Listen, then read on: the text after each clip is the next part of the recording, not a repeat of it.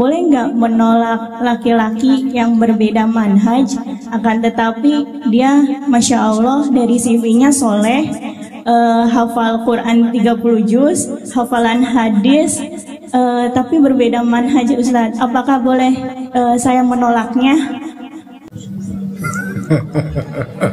Berat. Jadi suami istri ini saling mempengaruhi, ya. Agama mempengaruhi suami, saya bisa mempengaruhi agama istri.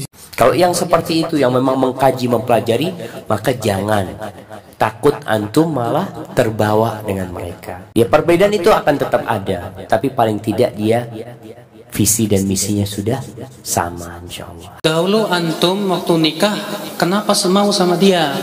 Ya dulu saya nggak tahu Ustadz. Ya udah, tuh mikir sekarang. Dulu saya sama-sama tidak tahu, sekarang saya tahu. Saya harus berpikir bagaimana supaya istri saya tahu. Itu dong kalau antum sayang sama pasangan. Ini ndak istri, wah cerek, wah kasihan nih akhi. A'udzu billahi minasy syaithanir rajim. Bismillahirrahmanirrahim. Ustaz, saya mau nanya, di halaman 30 itu menolak, yang tidak boleh menolak laki-laki yang soleh ya? Iya. Nah, Halaman 29 ya. Terus. Jadi boleh nggak menolak laki-laki yang berbeda manhaj, akan tetapi dia Masya Allah dari CV-nya soleh, hafal Quran 30 juz, hafalan hadis, tapi berbeda manhaj Ustaz. Apakah boleh saya menolaknya? Gitu. Assalamualaikum warahmatullahi wabarakatuh. Berat. Berat diangkat. Saya bilang istikharah ya. Istikharah ya. Kalau ternyata berbeda manhaj, saya pada tingkatan ahlul bidah, dia tolak aja, nggak ada masalah. Kalau ternyata saya pada tingkatan ahlul bidah, benar-benar ahlul bid'ah, justru dai menyuruh kepada bid'ah, kita bisa terpengaruh dengan dia, kita tolak, nggak ada masalah. Tapi ini harus perincian. Jadi saya sarankan ibu tanya langsung kepada ustadz, karena memang harus ada perincian. Berbeda manhaj maksudnya apa? Perbedaannya di mana maksudnya apa ya? Tapi saya katakan seandainya itu adalah ahlul bidah yang bisa menyuruh kepada bid'ah dan penyimpangan, maka kita tolak, boleh. Bahkan sebaiknya ditolak karena kita khawatir kita akan terbawa kepada manhaj orang tersebut. Ada dulu seorang khawarij, kalau nggak salah namanya Imran bin Hattan. Dia itu jadi khawarij kalau nggak salah terpengaruh oleh istrinya. Saya agak lupa ya. Saya agak lupa. Kalau nggak salah dia terpengaruh sama istrinya. Nanti saya perlu cek lagi ya. Jadi suami istri ini saling mempengaruhi. Ya. Agama mempengaruhi suami, saya bisa mempengaruhi agama istri. Nanti bisa ditanyakan secara detail, ketemu dengan ustadz langsung insya Allah. Assalamualaikum warahmatullahi wabarakatuh. Ustadz, bolehkah Anda menikah dengan akhwat yang dari sisi fisik, keluarga, harta dan suku baik, namun berbeda akidah dan manhaj dengan Anda? Nah, jadi kalau bicara menikahin orang yang mungkin berbeda akidahnya, berbeda manhajnya, antum perlu perhatikan. Ada orang-orang yang sebenarnya perbedaan akidah itu dia nggak mempelajari. Dia itu orang awam. Artinya ya ikut kebanyakan orang. Bukan seorang akhwat yang memang mengkaji tentang akidah, mengkaji falsafat, semoga dia menjadi tahu tentang akidah itu. Ada yang seperti itu.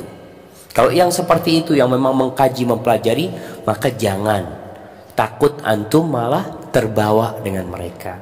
Tapi kalau dia akhwat yang awam sebenarnya, jadi akidahnya itu ya akidah orang tuanya, dia juga bukan orang yang mengkaji agama lebih dalam, tapi akhwat itu adalah orang yang suka kebaikan, suka ilmu, hanya saja belum sampai ilmu kepada dia, dan secara agama dia itu melaksanakan kewajiban dan meninggalkan yang haram, insya Allah masih ada harapan. Tapi kalau seperti yang pertama kondisinya berat, lebih baik antum cari akhwat yang sehati sama antum.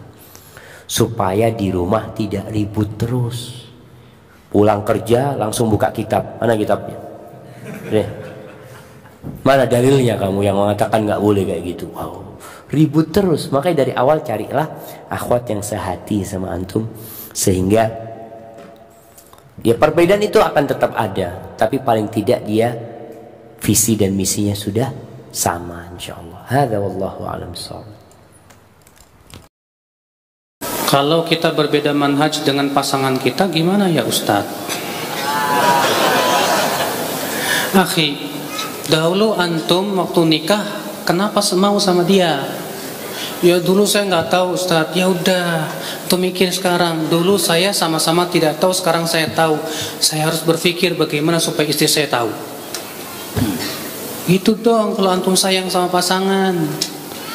Ini enggak, karena udah merasa ikut manhaj salaf, istri wah cerek, wah kasihan nih akhi. Dia pun karena ketidakfahaman dia, apalagi wanita banyak lemah pemikirannya.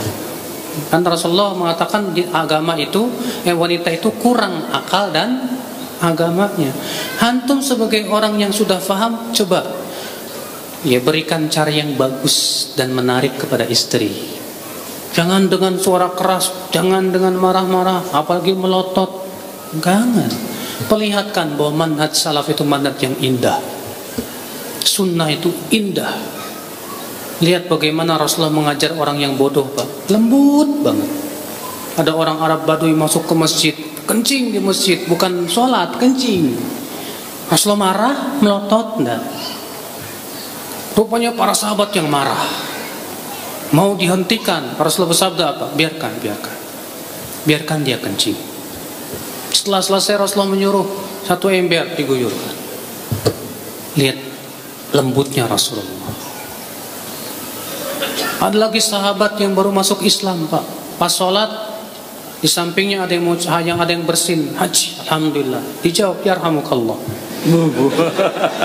Muka para sahabat semua melotot ke dia, Pak. Ngomong lagi, kenapa kalian pelototi aku? Setelah selesai sholat kata sahabat ini apa? Demi Allah, aku tidak mendapatkan guru yang lebih baik dari Rasulullah. Demi Allah, beliau tidak mencaciku, tidak pula menghardiku. Beliau mengucapkan kepadaku dengan kata yang lembut. Sholat tidak berhak dimasuki oleh kata-kata seperti itu. Lihat, ikuti manhaj Rasul. Ya. Dan para sahabat setelah itu melihat Rasulullah begitu, mengikuti gaya Rasulullah lembut. Ya. Ikhwatul Islam azani Allah wa iyyakum, qadar itulah. Apalagi sama pasangan antum, berusaha untuk ya, kalau memang beda manhaj antum pahamkan. Ya, istriku sayang. Ya, kenapa saya ikut kajian sunnah? Ini loh alasannya. Ini dalilnya, ilmiah, antum ilmiah dong. Hujahnya, qala Allah, qala Rasulullah, qala sahabat, qala tabi'in, perkataan ulamanya. Kan kalau ilmiah enak, Pak, ya kan? Ini alasannya kenapa saya ikut sunnah. Ya, begitu.